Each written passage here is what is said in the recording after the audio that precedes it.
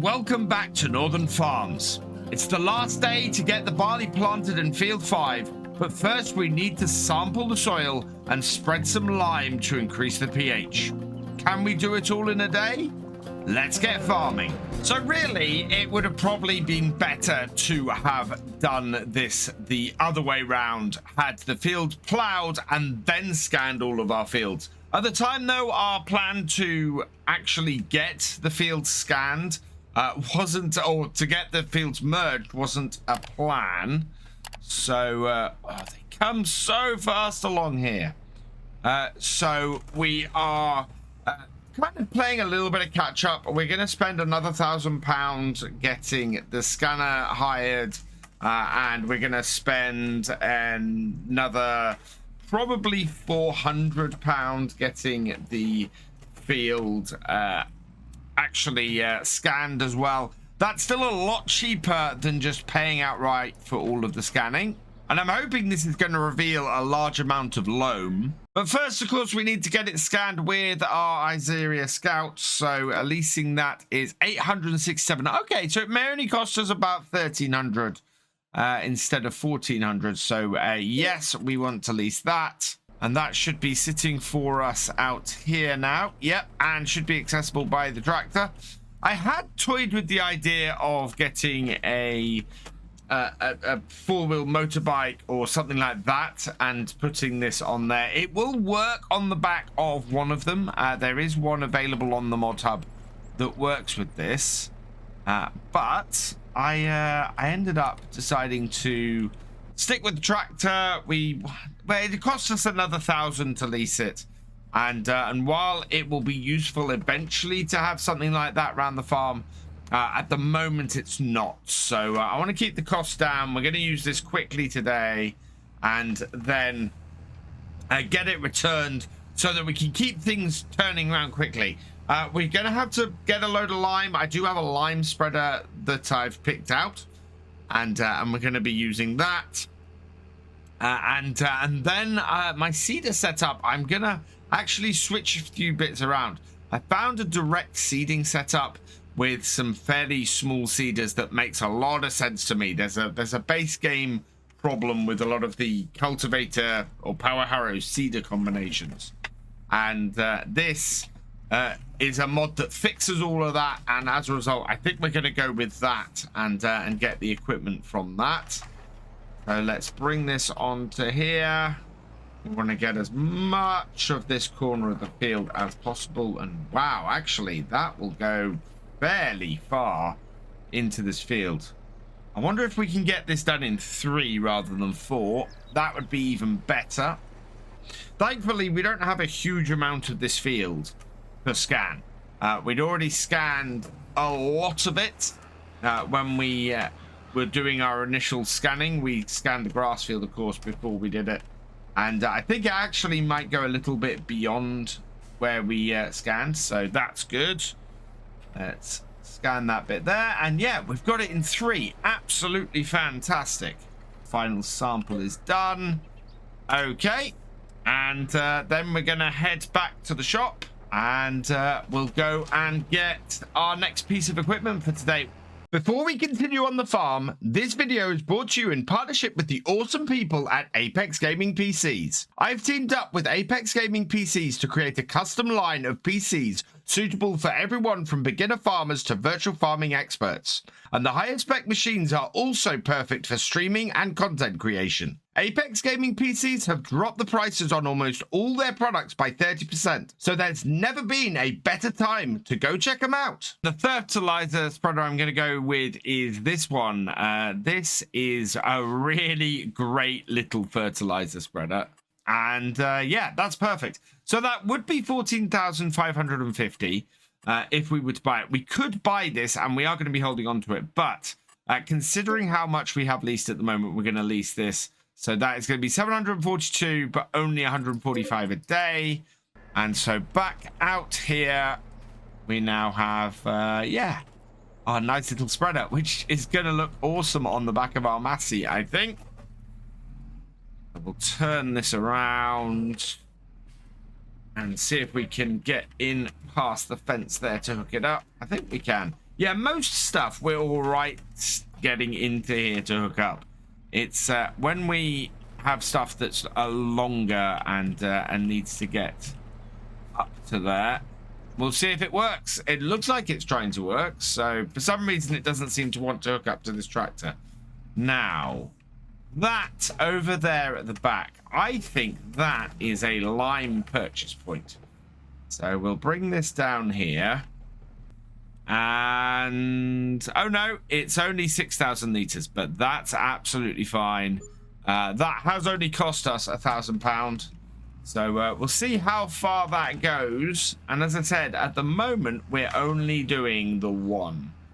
When you're on a smaller farm, this is an absolutely perfect little spreader, especially with smaller tractors as well. It works really, really well. The amazing thing about our setup on here is we do have a fairly strong tractor. And at the moment, we're not putting anything on it. Oh, here's where our problem is. That has not hooked. Why are those? Ah, there we go. Now they've hooked up. Let's try it. Yep. And it's not a massive amount of increase that we need. So this is going to go pretty far. I am going to have to go around that headland again. In fact, I think we'll do the headlands first. And then we'll get back into the main field after that. A complete round around the field, including going back and getting those patches I missed, has only taken us down to 58%. We're not massively down on our pH levels on here, which is good. Actually makes me quite happy to know that that's the case. And the fact that I've been able to cover all of this is really, really good. Right, let's start down here and start getting the rest of the field done. Look at that. This is really fast. It is only 3 minutes past 10, and it looks like we're going to be set up with the seeding fairly quickly. And the last little bit down here, wonder if that will get the bit in the corner as well. Yes, it has. Oh, just about. Now, there's a little bit along the edge here. So we've still got 9%. I'm just going to see if we can get this into the corner. Get that all covered. And I think that's got it. Yeah, other than this little spot down here, which we can go out down there and do now. That has got the whole of the field done. So yeah, I'll go and get that little spot. We'll go park this up. And then we're going to see what we can do about a seeder. And in fact, we're going to sell a piece of equipment that I bought a little while ago, because the new seeder we've got is going to be absolutely perfect for dealing with what we bought that bit of equipment for as well. So the piece of kit I'm going to be replacing is our cultivator, our power harrow. We bought this secondhand. We've never actually used it, I don't think. But the seeder I want to get comes with a detachable power harrow. And as a result, we aren't going to need this. And to be honest, we could do with the money in order to make the most. And in fact, probably our lease for the seeder will cover that quite nicely. So let's do that and pull forwards. There we go. So this is what we're going to get rid of, the Rotodent R Max 300. It needs a little repair, it needs a repaint, and yeah, we're going to get 2,282 for it. So we'll sell that. Yes. Now, I think we lost a little bit of money on that. I think that was a little bit more expensive than that, but we are going to replace it with this little bit of kit here. This is the RK300 Plus Jet M. This is part of the direct seeding mod. And this basically turns all of these seeders into direct seeders, because they have the power harrows and the seeders on them, which is absolutely fantastic. So we're going to get this. I really quite like the yellow setup of the Alpego ones. As I said, this power harrow will be really useful for us. So we're going to lease that. That's going to cost 370 per day. So yes, okay. And to go with that, we're going to need a pallet of seeds. So let's buy a pallet of those as well. And that leaves us with £12,890. But that should be perfect. And that setup will work well for us. And the reason why I want a seeder with a detachable power harrow is because we're looking to plant, as I said before, carrots. And we're going to have to power harrow the ground before we do the carrots. So that is what this is going to be really useful for. I don't want to go and plow the ground every time. So using this is direct seeder here, we will be able to get around the whole problem we have with having to plow our ground all the time. Wow, that left so little. Should mean that we're able to get away from that whole issue. It will give us a power harrow to prepare the ground for the carrots, and then we'll be able to do the carrot seeder on top of that. We're not going to be ridging the carrots. There is no advantage to ridging the carrots with precision farming on. So we might as well not do that and just plant the carrots in normal rows and go with that. So that's what we're going to be doing for those. This, I think, is going to be a really good setup, though. I'm really liking this already. So I haven't cleared the GPS course that we just used on here because I want to use the same angle. What we're going to do first, though, is come down this edge here and do a complete run down the edge. Let's get the barley selected. We'll reverse up into the edge here because this is going to be a little bit of a trouble to get into here.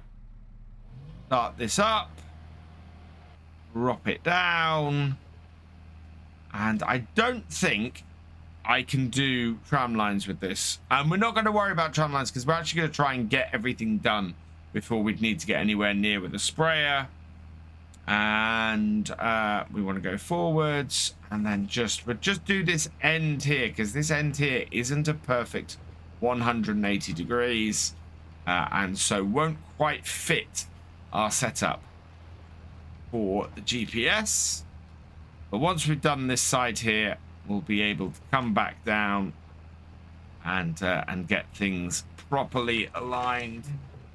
So having reached the outer edge of this area, what I'm going to do now is just get this filled in and finished off. There seems to be a few bumps here, and we're not raising the seeder too high.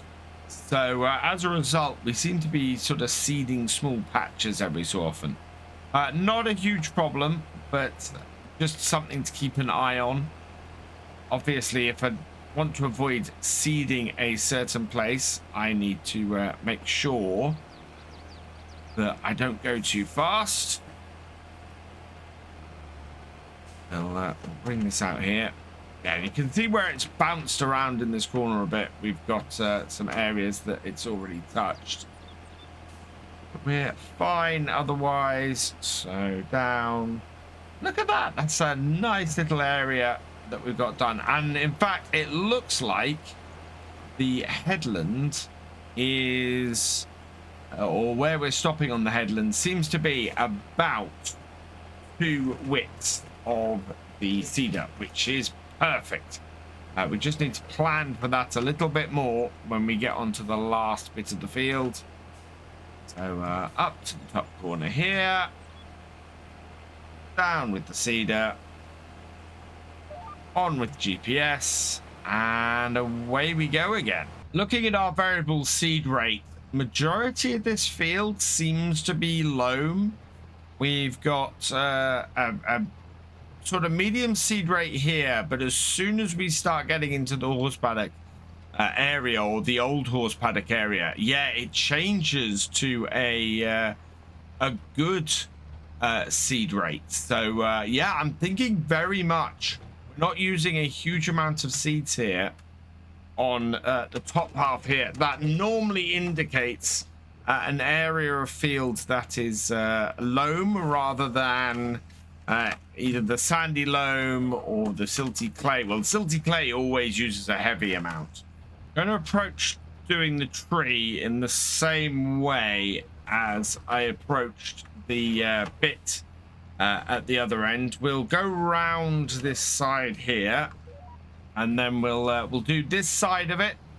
We'll get this side all planted, and then we'll go back and do the other side of the tree. So it's going to take 2, maybe 3 rows going down here by the looks of it to get this side of the tree done, and then the other side of the tree is going to be done pretty much the same way, and hopefully we'll end up with a nice even set of seeding around it. I do like the having left that tree in the field.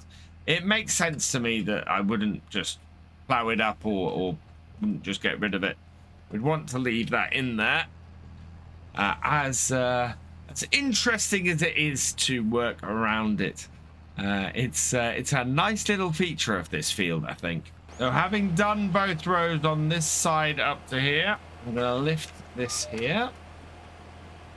We'll come around and do the headland bits under the tree. So that down there. And that way we're always keeping our cultivating bit on the outside. And we're not creating any patches anywhere on the field. Which is what we're trying to avoid doing. And the second one in. I think this should be about right. Yeah, bring that out to there. And lift that up. And what I need to do is basically do the same on the other side. So this is why I've not seeded any further than here. We're going to do the headland around tree here. And then I'm going to seed the tree. Wanting to come... I think we want to go up the far end of the field, come back down here, and yeah, then that's that next row will finish off that one there. You can see that's just touching. The whole thing's bouncing. We're not lifting the trailer at the bit enough. Maybe I need a bigger weight on the front of the tractor to stop it doing that. It's not a huge problem because we're going to reseed over those bits in a minute anyway.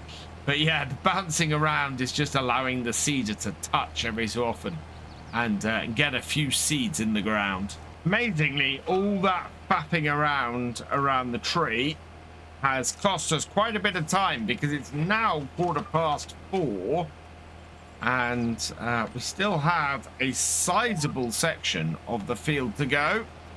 So I want to get this done and in really now as quickly as possible. But with that fiddly bit gone, we should be able to just blast through the rest of this. One thing that'll be interesting next time is seeing if we actually get any weeds on this field. We've plowed it, so that should stop any weeds coming about. But of course, we're also direct seeding it with this. So that normally gives us medium-sized weeds. We will be keeping an eye on that and seeing where that goes. But to be honest, I think we might get away with it. We might end up with no weeds on here. That would be perfect because it would mean that we can get on with preparing our other field. We want to get the carrots in as soon as possible. I also want to get the sheep and the cows. We're still not got any animals on here. And we are well into our first year now. So, in fact, yeah, we're into year 2 because we started off year 1 very late. So, very much want to get those set up and start producing some stuff from our cows and our sheep. And yeah, the only way we're going to be doing that is if we get them bought. And that also means that we're going to need to do some hay. So I think that in May, we might concentrate on getting the cows and the sheep set up. And then when we get into June should still be a time when we can plant carrots. And we'll get those planted ready for a late harvest much later in the year. We've had a bit of a shower come on at 10 to 6. And so we're digging into the ground and it's getting a little bit harder to pull. If it rains too long, we are going to sink and not even be able to get this finished. So I'm hoping very, very much that we're not going to get in that situation. I really want to get the headlands planted today. Well, we need to get everything planted today because this is our last chance to get the barley in. And this rain has come at a very inconvenient time. Oh, my tractor's starting to struggle a bit. In places, it's low enough that we're not actually able to lift the seeder out of the ground. And it's just continually seeding. I might have to lift and turn off for the foreseeable to stop that being a problem. Well, the main body of the field is finished. We just need to get the headlands done now. I am dipping into the ground and now running all over my seeds. Not sure this is going to be the best yield at this end. But we are actually in a position where we can get this field finished. I should turn some lights on my tractor. You can see actually the direct seeding function of this seeder here, where we've gone up the side and it is direct seeding in, and oh no, really? Turn that off. Oh, we can move if I turn the seed. Oh no, we can move backwards. No, we can't move at all now. Managed to disconnect and reconnect while we're on the grass. I'm hoping that's gonna be enough to get me started off on here. I need to get the top end of this field done, and the only way we're gonna do it now is by starting off on the grass and just keeping it moving. Oh wow, this is not a happy setup right now. Yeah, look at that, we're slipping sideways while seeding. The last bit of this is really messy, but we are at least able to get this seeded. Oh, I need to lift there. We're right under the tree branch. That's the trouble. And trying to get this so that I can finish things off is not easy. Right, and drop it down. And the last little bit along here. Yeah, that is not the nicest of finishes or the cleanest of finishes to this. But it has at least got the job done. Yeah, there we go. Barley in all of the field. A little bit down. These bits down here, these are actually grass patches that are at the edge of the field, right under trees and things. Otherwise, yeah, that field is all done. So that is fantastic news. We've managed to get it all planted. We've not managed to get it rolled. So not quite everything I wanted to do today, but we have at least got the barley in. We are going to have to get some fertilizer in it next time and watch out for those weeds. And we will finally look at getting the animals. For now, though, all that remains is for me to say thank you for watching. I hope you've enjoyed this video. Please leave a like, drop us a comment, and give it a share. Special thanks to all my patrons and channel members. Your support is invaluable in making these videos and helping the channel to grow. For more from Virtual Farmer, check out the links below, follow on Twitch to watch live, and for more videos, subscribe and ring that bell. I will see you next time. Goodbye.